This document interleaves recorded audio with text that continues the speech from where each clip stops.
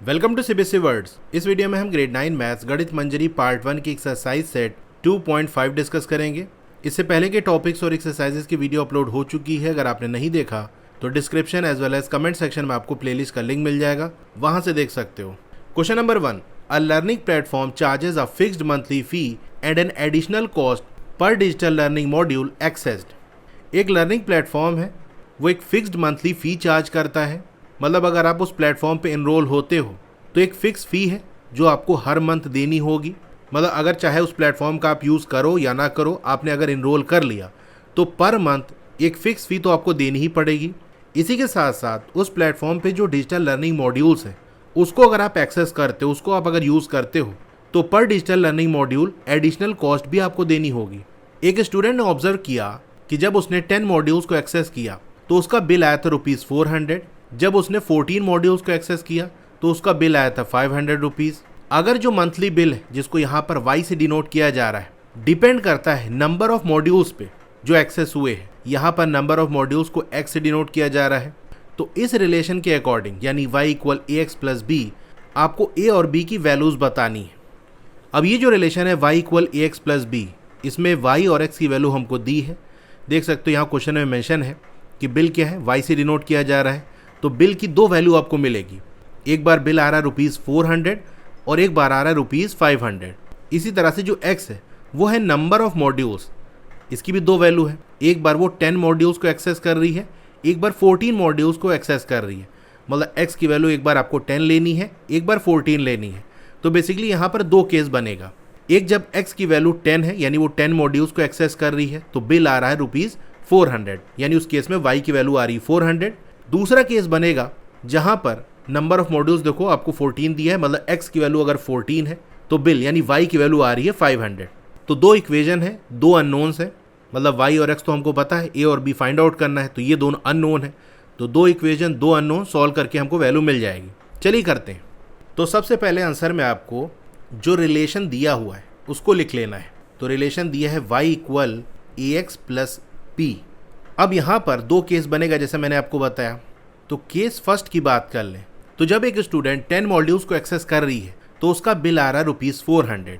Modules x की value है और बिल y की वैल्यू है। तो केस 1 में x हो जाएगा 10 और y हो जाएगा 400। Putting values in relation, relation में हम वैल्यू पुट करेंगे तो क्या आएगा, y की जगह 400 पुट कर दो, a की वैल्यू तो अननोन है, x हमारा 10 है तो ये हो जाएगा 10a + b। ये हो गई हमारी फर्स्ट इक्वेशन। इसी तरह से सेकेंड केस की बात कर लें तो जब वो 14 मॉड्यूल्स को एक्सेस कर रही तो बिल आ रहा है 500। तो मतलब x की वैल्यू अगर 14 है तो y आ रहा है 500। x = 14, y = 500। तो y की जगह 500 रख दो रिलेशन में और x की जगह 14, तो ये 14a + b हो जाएगा। ये हमारी सेकेंड इक्वेशन है।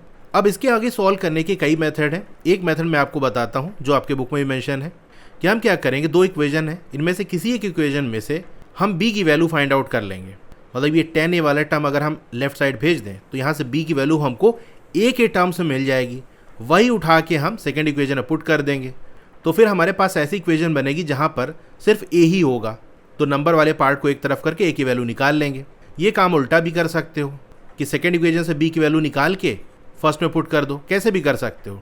इनफैक्ट आप a की वैल्यू पहले निकाल सकते हो, लेकिन b सिंपल है क्योंकि आप देख सकते हो a के साथ एक नंबर मल्टीप्लाई हो रहा है, b को उधर भेजोगे तो ये 10 जाके डिवाइड होगा तो थोड़ा कॉम्प्लिकेटेड हो जाएगा। तो सिंपल यही है कि फर्स्ट इक्वेशन से हम b की वैल्यू निकाल लेते हैं।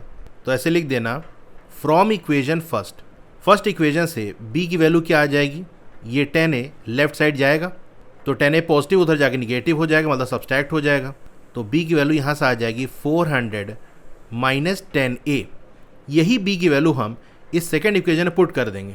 Putting value of b in equation second, तो ये हो जाएगा 500 = 14a और b की जगह ये जो हमने वैल्यू निकाली है दैट इज 400 - 10a, इसको पुट कर देंगे।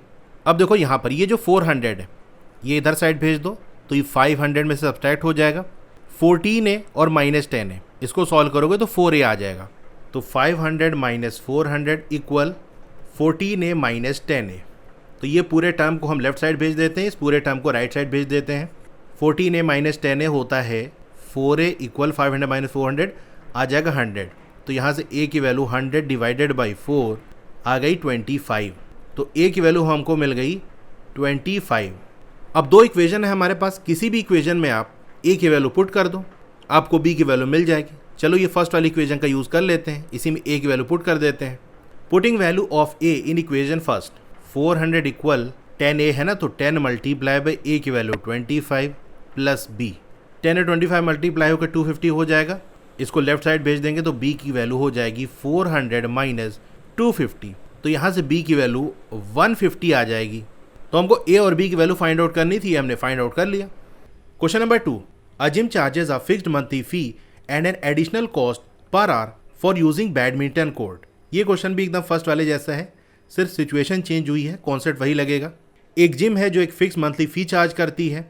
अगर आप बैडमिंटन कोर्ट का भी यूज़ करोगे तो आपको एडिशनल कॉस्ट पर आवर के हिसाब से देनी होगी। एक स्टूडेंट ने ऑब्जर्व किया कि जब वो बैडमिंटन कोर्ट को यूज़ कर रही है 10 आवर्स के लिए तो उसका बिल आ रहा है ₹800। जब 15 आवर्स के लिए यूज़ कर रही है तो बिल आ रहा है ₹1100। अगर मंथली बिल, जिसको वाई से डिनोट किया जा रहा है, डिपेंड करता है आवर्स पे, मतलब कितना आवर आप बैडमिंटन कोर्ट का यूज़ कर रहे हो, तो नंबर ऑफ आवर्स यहाँ पर एक्स से डिनोट किया जा रहा है। अकॉर्डिंग टू रिलेशन, तो ये जो रिलेशन है y equal ax plus B, इसमें आपको a और b की वैल्यू फाइंड आउट करनी है। तो यहाँ भी हमको x और y दिया हुआ है। देखो बिल है y और बिल की हमको दो वैल्यू दी है, एक है ₹800 और एक जगह ₹1100। इसी तरह से नंबर ऑफ आवर्स जो यूज़ किया जा रहा है बैडमिंटन कोर्ट, उसको x से डिनोट किया जा रहा है। तो एक केस में 10 आवर्स यूज़ किया जा रहा है, दूसरे केस में 15 आवर्स यूज़ किया जा रहा है। तो दो y की वैल्यू, दो x की वैल्यू, रिलेशन हमको दिया हुआ है, पुट करेंगे, दो इक्वेशन बनेगी, सॉल्व करेंगे तो a और b की वैल्यू हमको मिल जाएगी। तो सबसे पहले हमको जो रिलेशन दिया है वो लिख लेंगे, y equal ax plus B. Case first की बात कर लें तो यहाँ पर x की वैल्यू देखो 10 आवर्स दी है और y है ₹800। रिलेशन में अगर हम वैल्यू पुट करें तो 800 इक्वल x की जगह 10 रखोगे तो ये 10x हो जाएगा प्लस b। ये हमारी फर्स्ट इक्वेशन हो गई। केस सेकंड की बात कर लें, जब बैडमिंटन कोर्ट को 15 आवर्स यूज़ किया जा रहा है, मतलब जो x की वैल्यू 15 है, तो बिल आ रहा है ₹1100, यानी y की वैल्यू 1100 आ रही है। तो x 15 y 1100 रिलेशन में पुट कर दो। सॉरी, यहाँ पर x नहीं होगा, ये a होगा, क्योंकि x की वैल्यू हमने पुट कर दी ना, ये x है, x की वैल्यू हमने पुट की है तो ये a बचेगा। तो 15a प्लस b आ जाएगा, ये हमारी सेकेंड इक्वेशन है। अब वही काम करेंगे, फर्स्ट इक्वेशन से b की वैल्यू निकाल के सेकेंड इक्वेशन में पुट कर देंगे। फ्रॉम इक्वेशन फर्स्ट b होगा 800 minus 10a। Putting value of b in equation second, 1100 equal 15a plus b की जगह 800 माइनस 10a पुट कर देंगे। बस 800 को इधर भेज दो और 15a माइनस 10a कर दो। तो मैं इधर कर देता हूँ, 15a माइनस 10a इक्वल हो जाएगा 1100 माइनस 800, 5a इक्वल 300। तो यहाँ से a की वैल्यू आ जाएगी 60। इसी a की वैल्यू को आप किसी भी इक्वेशन में पुट कर दो। Putting value of a in equation first, तो ये है हमारी first equation, 800 equal 10 multiply by a की वैल्यू 60 है प्लस b। तो b इक्वल 800, 10 और 60 मल्टीप्लाई होकर 600 हो जाएगा। जब इसको 800 के पास भेजेंगे तो साइन चेंज हो जाएगा, मतलब ये निगेटिव हो जाएगा। तो b की वैल्यू आ गई 200। तो a की वैल्यू आई 60 और b आ गया 200। क्वेश्चन नंबर 2 हो गया। Question number 3, consider the relationship between temperature measured in degrees Celsius and degrees Fahrenheit. अब यहाँ पर आपको एक रिलेशन कंसीडर करना है कि अगर किसी चीज़ का टेम्परेचर हम डिग्री सेल्सियस में मेज़र करें और डिग्री फ़ारेनहाइट में मेज़र करें तो उन दोनों वैल्यूज़ में क्या रिलेशन होगा। तो वो रिलेशन आपको यहाँ दिया है कि डिग्री सेल्सियस की वैल्यू इक्वल होगी a degree Fahrenheit plus b। अब इस रिलेशन में a और b की वैल्यू आपको फाइंड आउट करनी है। Given that ice melts at, ये चीज़ आपको दी है कि जो आइस है वो मेल्ट करती है, पिघलती है 0 डिग्री सेल्सियस पे और 32 डिग्रीज फ़ारेनहाइट पे। मतलब आइस का जो मेल्टिंग पॉइंट है अगर उसकी बात कर लें तो डिग्री सेल्सियस में होता है 0 डिग्रीज और फ़ारेनहाइट स्केल में होता है 32 डिग्रीज। इसी तरह से वाटर के बॉयल होने का आपको टेम्परेचर दिया है कि वाटर बॉयल कब करता है, जब सेल्सियस स्केल पे टेम्परेचर होता है 100 डिग्री सेल्सियस, या फिर अगर आप फ़ारेनहाइट स्केल का यूज़ कर रहे हो तो वहाँ जब टेम्परेचर पहुँचता है 212 डिग्रीज फ़ारेनहाइट, तब जो वाटर है वो बॉयल करने लगता है। तो ये इतनी इन्फॉर्मेशन आपको दी है, a और b की वैल्यू निकालनी है। अगर आप रिलेशन को ध्यान से देखो तो आपको समझ में आएगा ये वैसा ही रिलेशन है जैसे अभी हमने दो क्वेश्चन में किया, मतलब y equal ax plus b हमने देखा। यहाँ पर आप देख सकते हो y की जगह आपको डिग्री सेल्सियस दिया है, a तो वैसे ही है, x की जगह आपको डिग्री फ़ारेनहाइट दी है, इसी तरह से b वैसे ही है। मतलब y की जगह आपको डिग्री सेल्सियस दिया है, x की जगह आपको डिग्री फ़ारेनहाइट दिया है। मतलब हमको काम वही करना होगा जैसा हमने पिछले 2 क्वेश्चन में किया है, बस यहाँ पर y की जगह डिग्री सेल्सियस और x की जगह डिग्री फ़ारेनहाइट लेके हम इक्वेशंस बनाएंगे, सॉल्व करेंगे, सब कुछ वही करेंगे। यहाँ आपको हिंट भी दे दिया कि आपको 2 केस बनाना है। एक जब डिग्री सेल्सियस की वैल्यू 0 है, उस समय डिग्री फ़ारेनहाइट की वैल्यू 32 है, और दूसरा जब डिग्री सेल्सियस की वैल्यू 100 है, यानी जब वाटर बॉयल करता है तो उस केस में डिग्री सेल्सियस की वैल्यू होती है 100 और डिग्री फ़ारेनहाइट की वैल्यू होती है 212।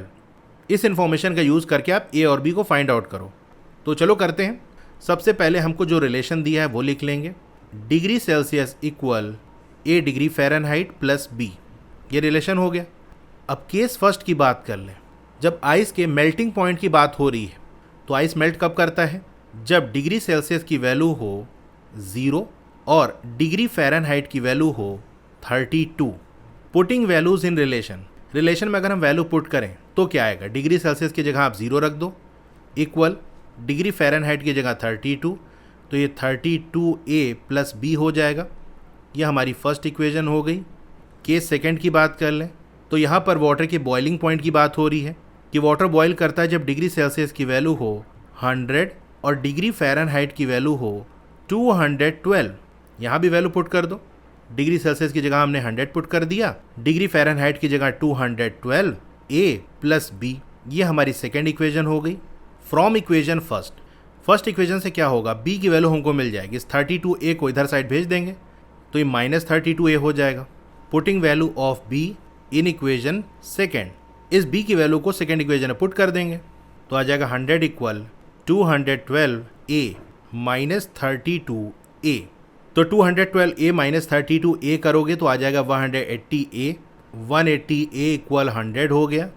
यहाँ से a की वैल्यू आ जाएगी 100 अपॉन 180, 0 चला गया और ये 2 से डिवाइड होगा, 2 5 ज़ा 10, 2 9 ज़ा 18।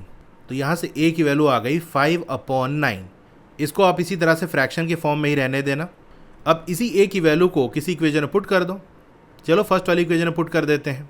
Putting value of a in equation first, 0 equal 32a है तो 32 मल्टीप्लाई बाई a की जगह 5 अपॉन 9 प्लस का b। अब यहाँ से फर्दर कुछ सॉल्व होगा नहीं तो b की वैल्यू आ जाएगी 32 और 5 को मल्टीप्लाई करोगे तो 5 3 ज़ा 15, 5 2 ज़ा 10, यानी आ जाएगा 160। तो ये पूरा जब इधर साइड जाएगा इक्वल के दूसरी तरफ तो साइन चेंज हो जाएगा, तो ये -160 अपॉन 9 आ जाएगा। तो b की वैल्यू आ गई -160 अपॉन 9, a की थी 5 अपॉन 9। तो ये क्वेश्चन हमारा हो गया। इसी के साथ साथ ये एक्सरसाइज कंप्लीट हो गई। वीडियो अच्छी लगी हो तो लाइक करिए और वीडियोस को आप हाइप भी कर दिया करो। अगर चैनल को अभी तक आपने सब्सक्राइब नहीं किया है तो ज़रूर से सब्सक्राइब कर लो। उसके बगल में एक बेल का आइकन होगा, उसको दबा के ऑल पे क्लिक कर देना, तो जब भी नई वीडियो आएगी आपको मैसेज आ जाएगा। व्हाट्सएप चैनल को भी आप ज्वाइन कर लो, वहाँ आपको अपडेट्स वगैरह मिलती रहेंगी। मैंने एक नया चैनल बनाया specially for class 9th and 10th, उसको भी सब्सक्राइब कर लो, लिंक आपको डिस्क्रिप्शन में मिल जाएगा। मिलते हैं फिर नेक्स्ट वीडियो में। Thank you.